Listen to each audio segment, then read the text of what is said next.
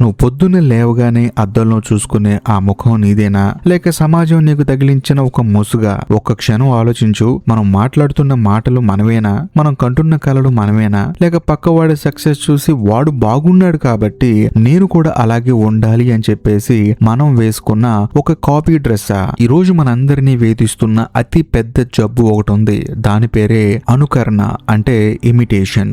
మనకంటూ ఒక సొంత ఆలోచన ఉందా లేదా అన్న సందేహం కూడా రానంతగా మనం ఇతరుల జీవితాల్లోకి చొరబడిపోతున్నాం. నన్నయ్య గారు ఆ రోజుల్లోనే ఒక మాట అనేవారు, విశ్వజననినత గురించి. అంటే అందరికి అర్థమయ్యేలా ఉండాలి, కానీ అది నీదై ఉండాలి. కానీ ఈ రోజు మనం చేస్తున్నది ఏంటి? ఎవరో సాఫ్ట్వేర్ ఇంజనీర్ అయితే మనం కూడా అదే అవ్వాలనుకుంటున్నాం. ఎవరో విదేశాలకు వెళ్తే మనం కూడా వెళ్ళాలనుకుంటున్నాం. సమస్య ఎక్కడొస్తుందంటే నువ్వు నీ జీవితాన్ని ఒక ఒరిజినల్ లా కాకుండా వేరే ఎవరో రాసిన స్క్రిప్ట్ కి ట్రాన్స్లేషన్ గా బతుకుతున్నావు. నీకంటూ ఒక ప్రత్యేకమైన భాష లేదు, నీకంటూ ఒక విలక్షణమైన శైలి లేదు. నువ్వు సంపాదించే జీతం నీకు తృప్తినివ్వటం లేదు. నువ్వు చేసే పనిలో నీ సంతకం కనిపించట్లేదు. ఎందుకంటే ఆ పనిలో నువ్వు లేవు కాబట్టి, కేవలం ఒక యంత్రంలా పనిచేస్తున్నావు కాబట్టి. మనం ఒక విచిత్రమైన అస్తిత్వ సంక్షోభంలో ఉన్నాం. అంటే మనల్ని మనం కోల్పోతున్నాం. నేను నాలా ఎందుకు లేను అన్న ప్రశ్న మనల్ని లోపల నుంచి బాధ పెడుతూనే ఉంటుంది. నన్నయ్య గారు భారతాన్ని తెలుగులోకి తెచ్చినప్పుడు ఆయన కేవలం అనువదించలేదు, ఆయన తన ఆత్మను అక్షరాల్లో పోశారు. మరి నీ జీవితం అనే కావ్యంలో నీ ఆత్మ ఎక్కడుంది? పక్కవాడి పోస్టులు చూసి కుమిలిపోవడం, వాడు కారు కొనడం చూపేసి నువ్వు లోన్ తీసుకోవడం, ఇది నీ అస్తిత్వం. మనం ఒక జిరాక్స్ కాపీలా మిగిలిపోతున్నాం. లోకానికి ఒరిజినల్ అంటేనే విలువ ఉంటుంది, డూప్లికేట్ కి కేవలం సెకండ్ హ్యాండ్ గుర్తింపు మాత్రమే ఉంటుంది. కాబట్టి నీ జీవితానికి నువ్వు మూలమా, లేకపోతే ఒక ట్రాన్స్లేటర్ లా బ్రతుకుతున్నావు అనేది నీకు అర్థం కావాలి. అసలు ప్రతి మనిషికి ఈ సమస్య ఎందుకు వస్తుంది? ఎందుకు ఈ ఇన్సెక్యూరిటీ? ఎందుకు ఈ భయం? ఎందుకు మనల్ని మనం తక్కువ చేసుకుంటున్నాం? నన్నయ్య గారు ఒక కావ్యాన్ని రాసే ముందు దానికి ఒక వ్యాకరణాన్ని, ఒక పద్ధతిని ఏర్పరచుకున్నారు. కానీ మనం మన జీవితానికి ఎటువంటి వ్యాకరణం లేకుండా బతుకుతున్నాం. మొదటి కారణం పోలిక, అంటే కంపారిజేషన్. మనల్ని మనం ఇతరులతో పోల్చుకోవటం మొదలు పెట్టిన రోజే మనలోని మౌలికత్వం చనిపోతుంది. సోషల్ మీడియా ఇందుకు ఒక పెద్ద కారణం అన్నమాట. పక్కవాడి లైఫ్ అనేది నీకు ఒక సినిమా ట్రైలర్ లా కనిపిస్తూ ఉంటుంది. మన లైఫ్ ఒక బోరింగ్ డాక్యుమెంటరీ లా అనిపిస్తుంది. కానీ ఆ పక్కవాడి ట్రైలర్ వెనక ఎన్ని రీటేక్స్ ఉన్నాయో మనకు అనవసరం. వాడు బాగున్నాడు, నేను ఎందుకు లేను? ఆ ఒక్క ఆలోచనే మనల్ని మన మూలాల నుంచి దూరం చేస్తుంది. ఇంకా రెండో కారణం సొసైటీ మూస ధోరణి. మనం పుట్టిన దగ్గర నుంచి మన మీద కొన్ని ముద్రలు వేస్తారు. నువ్వు ఇలాగే ఉండాలి, ఇలాగే మాట్లాడాలి, ఇదే చదవాలి. ఇక్కడ మెయిన్ ప్రాబ్లం అదే. ఇదే చదవాలి అనేది పెద్ద సమస్య అన్నమాట. నన్నయ్య గారి కాలంలో కూడా సంస్కృతం అంటేనే గొప్ప అనే భావన ఉండేది. కానీ ఆయన తెలుగులో రాయాలని నిర్ణయించుకున్నారు. ఎందుకంటే ఆయనకి తన భాష మీద, తన అస్తిత్వం మీద నమ్మకం ఉంది. మనకి మన మీద ఆ నమ్మకం లేదు. సమాజం అనే అంచుల్లో పడి మనం మన ఆకారాన్ని కోల్పోతున్నాం. ఇంకా మూడో కారణం సులభమైన దారి వెతుక్కోవడం. ఇది పెద్ద సమస్య అన్నమాట. సొంతంగా ఒక ఆలోచన చేయడం కష్టం, ఒక కొత్త దారి వేయడం కష్టం. అదే ఎవరో వేసిన దారిలో నడవడం చాలా ఈజీ కదా. అందుకే మనం ఇతరులని కాపీ కొడుతూ ఉంటాం. కానీ గుర్తుంచుకోండి, వేరే వాడు వేసిన దారి నిన్ను వాడి గమ్యానికి తీసుకెళ్తుంది, నీ గమ్యానికి కాదు. నన్నయ్య గారు అక్షర రమ్యతను నమ్మారు. కానీ మనం ఏంట్రా అంటే నెంబర్స్ ని నమ్ముతున్నాము. జీతం ఎంత, ఎంత మిగిల్చుకున్నావు, ఎంత ఆస్తుంది, ఎన్ని కోట్లు, ఇలా లెక్కలేసుకుంటూనే ఉంటున్నాం మనం. ఈ క్రమంలో నువ్వు ఎవరు అన్న విషయాన్ని పూర్తిగా మర్చిపోయావు. ఈ ఇన్సెక్యూరిటీ అనేది ఒక విషయం లాంటిది. అది నిన్ను నిరంతరం చంపేస్తూనే ఉంటుంది. మరి ఈ సమస్యకి పరిష్కారం ఏంటి అని అడిగితే మాత్రం ఇప్పుడు అసలు విషయానికి వద్దాము. ఈ అనుకరణ అనే జైలు నుంచి బయటపడటం ఎలాగా?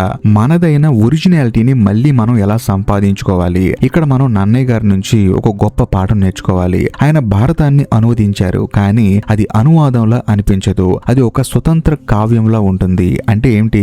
ఇన్పుట్ తీసుకో, కానీ అవుట్పుట్ నీది కావాలి. లోకం నుంచి నేర్చుకో, ఇతరుల సక్సెస్ ని గమనించు, కానీ దాన్ని అలాగే కాపీ కొట్టుకో. దానికి నీదైన రంగు పోయి. నన్నయ్య గారు సంస్కృత శ్లోకాలు తీసుకున్నారు, కానీ వాటిని తెలుగు వాతావరణానికి, తెలుగు నుడికారానికి తగ్గట్లుగా మార్చారు. క్లియర్ గా చెప్పాలంటే నీ పనిలో నీ సిగ్నేచర్ ఉండాలి. నువ్వు ఒక ఆఫీసులో పనిచేస్తున్నా, ఒక వ్యాపారం చేస్తున్నా, ఇది ఫలానా వ్యక్తి చేశాడు అని అందరూ గుర్తుపట్టేలాగా నీ మార్క్ ఉండాలి. ముఖ్యంగా నీ వ్యాకరణాన్ని నువ్వే రాసుకో. నీ జీవితానికి కొన్ని విలువలు, కొన్ని రూల్స్ సెట్ చేసుకో. పక్కవాడు రాత్రి 2 గంటల వరకు పార్టీ చేసుకున్నాడని నువ్వు చేయనవసరం లేదు. నీ బాడీకి, నీ మైండ్ కి ఏది సెట్ అవుతుందో ఆ రూల్స్ ఫాలో అవ్వు. నన్నయ్య గారు తెలుగు భాషకి కూడా ఒక క్రమశిక్షణనిచ్చారు. సో నీ సమయానికి నీ ఆలోచనకి నువ్వు కూడా ఒక క్రమశిక్షణ ఇచ్చుకో.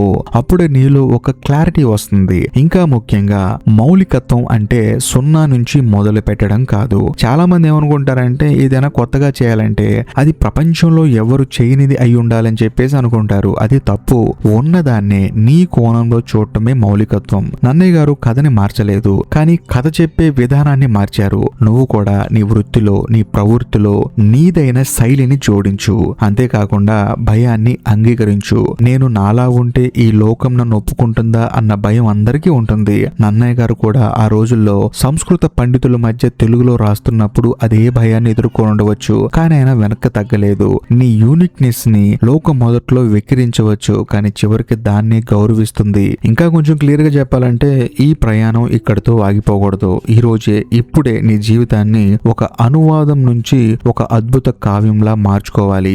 జీవితం అంటే కేవలం రోజులు గడపడం కాదు, నీ సంతకాన్ని కాలం మీద వదిలి వెళ్ళటం. నన్నయ్య గారు 1000 ఏళ్ల క్రితం రాసిన ఈ రోజు మనం ఆయన గురించి మాట్లాడుకుంటున్నాం అంటే కారణం ఏంటి?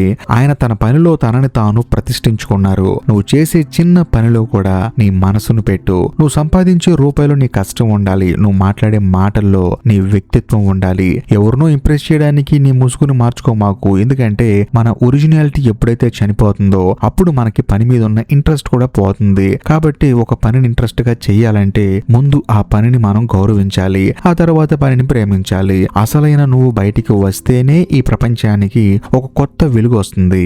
లోకం నిన్ను ఒక సామాన్యుడిగా చూడవచ్చు, కానీ నీ లోపల ఒక ఆది కవి ఉన్నాడు. నీ జీవితానికి నువ్వే కవివి, నువ్వే కావ్యానివి కూడా. నేర్చుకోవడం తప్పు కాదు, కానీ నిన్ను నువ్వు కోల్పోయి నేర్చుకోవడం ముమ్మాటికి తప్పే. నీ బలహీనతను కూడా నీ శైలిగా మార్చుకో. నన్నయ్య గారు కఠినమైన సంస్కృత పదాలను కూడా తెలుగులో అమృతంలా మార్చేశారు. నీ జీవితంలో ఉన్న కష్టాలను కూడా నీ ఎదుగుదలకి సోపానాలుగా మార్చుకో. గుర్తుంచుకో, ఒకరి నీడలో బ్రతికే నీకు ఎండ తగలకపోవచ్చు, కానీ నీకెప్పటికీ నీ సొంత వెలుగు రాదు. నీడ నుంచి బయటికి రా, నీ అస్తిత్వాన్ని చాటుకో. నువ్వు ఒక అనువాదానివి కాదు, నువ్వు ఒక మూలానివి. ఈ విశ్వంలో నీలాంటి వ్యక్తి ఇంకొకరు లేరు, ఉండబోరు కూడా. ఈ విషయాన్ని గర్వంగా చెప్పు. ఎందుకంటే వాళ్ళు ఏదో అవుతున్నారని చెప్పేసి మనం అవటంలో తప్పు లేదు, కాకపోతే ఆ అవ్వటం మీకు నచ్చిందై ఉండాలి. చాలా మంది ఏమంటారంటే క్రికెటర్ చూసి క్రికెటర్ అవ్వచ్చు కదా, ఇంకేదో చూసి ఇంకేదో అవ్వచ్చు కదా అని చెప్పేసి అంటూ ఉంటారు. అందులో తప్పే లేదు. కాకపోతే అచ్చు వాళ్ళనే కాపీ కొడితే మనకంటూ ఉన్న వ్యక్తిత్వం మనకు ఉండదు.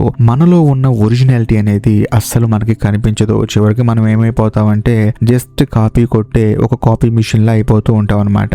కాబట్టి మనం మారాల్సిన సమయం వచ్చింది. ఈ క్షణం ఈ వీడియో అయిపోగానే మీ కళ్ళు మూసుకొని ఒక్క నిమిషం ఆలోచించండి. మీలో ఇంకా ఎంత ఒరిజినాలిటీ మిగిలి ఉంది, దాన్ని ఎలా బయటికి తీయాలి. ఎవరు ఏమనుకున్నా సరే నన్నయ్య గారి లాగా పట్టు వదలకుండా ఈ ప్రపంచం వ్యతిరేకిస్తున్నా సరే మన పనిని మనం చేసుకుంటూ వెళ్ళిపోవాలి. ఆ ప్రయాణాన్ని ఇప్పుడే మొదలు పెట్టండి. మీ సంతకం లేని జీవితం ఒక ఖాళీ కాగితం లాంటిది. దాన్ని అక్షరాలతో నింపాలి, మీదైన ముద్రతో నింపేయాలి. కాబట్టి మీ ప్రయాణాన్ని ఇప్పుడే మొదలు పెట్టండి. ఈ వీడియో మీరు ఇప్పుడు దాకా చూశారు కాబట్టి నేను మీకు చిన్న ప్రశ్న అడుగుతాను. అదేంటంటే మీరు నిజంగా మీకు నచ్చిన పని చేస్తున్నారా, లేకపోతే ఎవరినో చూసి వాళ్ళలాగా ఇంకో పని చేస్తున్నారా? ఈ ఒక్క విషయం మాత్రం కామెంట్ చేయండి. అంతేకాకుండా ఈ వీడియో కనుక మీకు నచ్చినట్లయితే లైక్ చేయండి, మీ ఫ్రెండ్స్ అండ్ ఫ్యామిలీ మెంబర్స్ కి షేర్ చేయండి. అంతేకాకుండా ఈ వీడియో ఎండ్ కార్డ్ సెక్షన్ లో మీకోసం ఇంకో 2 అద్భుతమైన వీడియోలు పిన్ చేసి పెట్టాను, వాటిని కూడా చూడండి. ఇంకా లాస్ట్ అండ్ ఫైనల్ గా నేను మీకు చెప్పొచ్చేది ఏంటంటే ఇప్పటికీ మీరు మన ఛానల్ ని సబ్స్క్రైబ్ చేసుకోకపోతే దయచేసి సబ్స్క్రైబ్ చేసి బెల్ ఐకాన్ ప్రెస్ చేయండి. బాయ్.